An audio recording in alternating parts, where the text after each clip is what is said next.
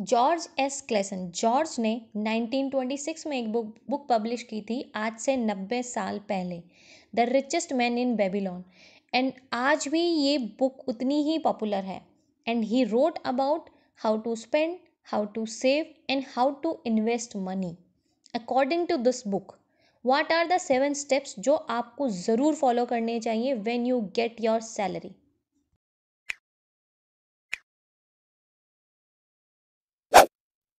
The first one is retirement fund. Experts के हिसाब से आपको 10 to 15% सैलरी डायरेक्ट अपने रिटायरमेंट फंड में ट्रांसफ़र करनी चाहिए, लेकिन ये आपकी अपनी चॉइस है, क्योंकि ये एक्चुअली आपकी सैलरी पर डिपेंड करता है कि आपकी अर्निंग्स कितनी हैं। इसकी स्टार्टिंग आप 1 से 2% से भी कर सकते हैं, क्योंकि एक फ्यूचर सेविंग्स है, तो आपको आपके रिटायरमेंट के बाद आपके एक्सपेंसेस को कवर करेंगी। And secondly, these savings will make you wealthy, क्योंकि आप इस पैसे को किसी भी ऐसे प्लान में डाल सकते हैं जहां मैक्सिमम रिटर्न्स हैं in a long run. Pension plans आप किसी भी कंपनी के ले सकते हैं, SBI, Aditya Birla, HDFC, Bajaj Allianz या NPS, national pension scheme. Next one is necessities. This point is very important because you have to understand the difference between needs and wants. ये आपको खुद को डिसाइड करना है कि कौन सी आपकी ज़रूरतें हैं।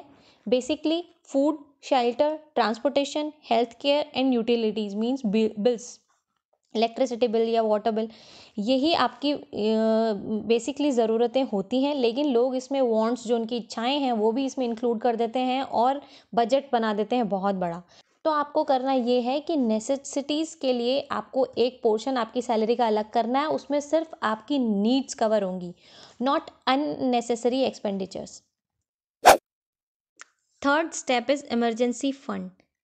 आपको अपनी सैलरी का एक पार्ट इमरजेंसी फंड में इसलिए डालना चाहिए क्योंकि इमरजेंसी बता के नहीं आती। तो किसी भी इमरजेंसी, सपोज़ आपकी कार में कुछ रिपेयर करवाना हो, क्योंकि आप उससे ट्रैवल करते हैं या ऑफिस जाते हैं या उसको डेली यूज़ में लेते हैं, तो उसकी रिपेयरिंग बहुत ज़रूरी है। तो इस तरीके के इमरजेंसी फ़ंड आपको ज़रूर रखने चाहिए। एक पार्ट आपकी सैलरी का इमरजेंसी फ़ंड में होना चाहिए। इमरजेंसी फ़ंड का मतलब है सेविंग अकाउंट, जहाँ पर आप इजीली इसको असेस कर सकें, आप इजीली आप अपना पैसा अपने अकाउंट से निकाल सकें और इमरजेंसी में उसको यूज़ कर सकें। फोर्थ स्टेप इज़ डेट पे ऑफ। इस स्टेप में ये 2 तरीके से आप अपने डेट को पे ऑफ कर सकते हैं। मीन्स अगर आपने बहुत सारे लोन्स लिए हुए हैं, उनको कैसे रिकवर करना है, कैसे उनको पे करना है, बिकॉज़ उन पर जो इंटरेस्ट रेट होती है उसके अकॉर्डिंग आप जो एक्चुअल जो प्राइस है उससे बहुत ज़्यादा प्राइस आप बैंक को दे रहे होते हैं या इन्वेस्टर्स को दे दे रहे होते हैं। तो ऐसे में आप अगर जितना जल्दी अपना डेट पे ऑफ करेंगे, उतना ज़्यादा जल्दी आप फाइनेंशियली फ्री हो पाएंगे, फाइनेंशियल बर्डन से फ्री हो पाएंगे। तो 2 तरीके हैं इसमें, जिस जिस तरीके से आप इसको डेट को पे ऑफ कर सकते हैं। The one is snowball method and the second one is avalanche. Snowball method में आप लोवेस्ट अमाउंट वाला जो लोन है उसको पहले कवर करें, ताकि आपके पास नंबर ऑफ लोन्स है वो कम बचेंगे, तो आप भी कॉन्फिडेंट फील करेंगे और उसको जल्दी पे ऑफ करने की कोशिश करेंगे। Second one is एवलांचे। एवलांचे मेथड ये बोलता है कि मैक्सिमम इंटरेस्ट जिस लोन पर आप चुका रहे हैं, तो मतलब ज़्यादा पैसा आप दे रहे हैं, तो ऐसे में आप उस तरीके के लोन्स को कवर करने की कोशिश करें, पे ऑफ करने की कोशिश करें जिस पर मैक्सिमम इंटरेस्ट है, ताकि आप बहुत ज़्यादा पैसा उस पर ना दें और जो एक्चुअल प्राइस है उतनी ही उस पर पे करें।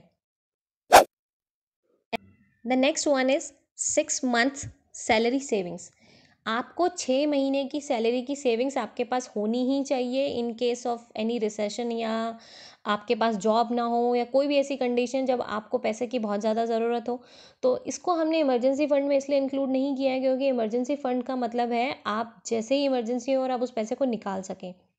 बट इसमें जो पैसा हम 6 महीने का बचाएंगे उसकी हम एफडी करवाएंगे, ताकि एटलीस्ट हमको एक इन्फ्लेशन रेट के हिसाब से कुछ इंटरेस्ट रेट उसमें मिले, क्योंकि एफडी में ज़्यादा इंटरेस्ट रेट होती है, तो उसके हिसाब से एटलीस्ट हम कुछ अर्निंग उस पैसे पे कर सकें।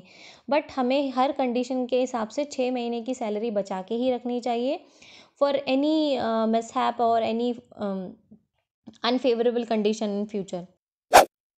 The next step is investment. This is the only step जो आपको वेल्दी बनाएगी या फिर आपके पैसे को मल्टीप्लाई करेगी। तो after going through all these 5 steps, 6th step में आपके पास जो पैसा बचता है आप उसको स्टॉक मार्केट में, म्यूचुअल फंड में, ETF में इस तरीके से इन्वेस्ट कर सकते हैं, क्योंकि यही एक तरीका है जिससे आप अपने पैसे को मल्टीप्लाई कर सकते हैं। लेकिन इसमें एक इम्पॉर्टेंट चीज़ ये है कि आप बिना नॉलेज के किसी भी तरीके से इन्वेस्टमेंट ना करें। या आप म्यूचुअल फंड ले सकते हैं जिसमें लोग एक्सपर्ट्स बैठे हैं आपके पैसे को लगाने के लिए, या ETF ले सकते हैं जिसके अंदर कम वो फ़ी लेके और आपके पैसे को सही तरीके से इन्वेस्ट करते हैं ताकि आप मैक्सिमम रिटर्न्स उसके ले सकें। So you have to invest but wisely. अगर इनमें से किसी भी स्टेप में आप स्टक हो जाते हैं, मीन्स आपने 2 स्टेप में ही पैसा लगाया और 3rd स्टेप में आपके पास पैसा ही नहीं है सेव करने को या इन्वेस्ट करने को या अपने लोन्स पे ऑफ करने को, तो इसका मतलब आपकी सैलरी कम है। और या फिर ये कह सकते हैं कि आपके पास सेविंग्स नहीं है। इसका मतलब आपको और पैसिव इनकम जनरेट करने की ज़रूरत है, या फिर you have to be skilled, या आपको और स्किल्स लर्न करनी चाहिए ताकि आप अपनी वैल्यू बढ़ा सकें और अर्निंग्स कर सकें। सो इसके लिए the next step is increase the ability to earn. आपको खुद में अपने आप में इन्वेस्ट करना पड़ेगा, आपको स्किल्ड बनना पड़ेगा, आपको कुछ ऐसी स्किल सीखनी पड़ेगी जिसकी वजह से लोग आपको पैसा देने को तैयार हों, और उसी की वजह से आप एक पैसिव इनकम भी जनरेट कर सकते हैं। ऐसे बहुत सारे तरीके हैं जिससे आप पैसिव इनकम जनरेट करें और फिर उस पैसिव इनकम को इन्वेस्ट करें ऐसी जगह जहाँ आप मैक्सिमम रिटर्न ले सकते हैं। 7 स्टेप्स: रिटायरमेंट फंड, नेसेसिटीज, हमारे इमरजेंसी फंड, डेट पे of, 6 month salaries in saving accounts और इन FDs, or investment in stock market, and the last one and the important one is increase the ability to earn. So you must follow these 7 steps when you get your salary.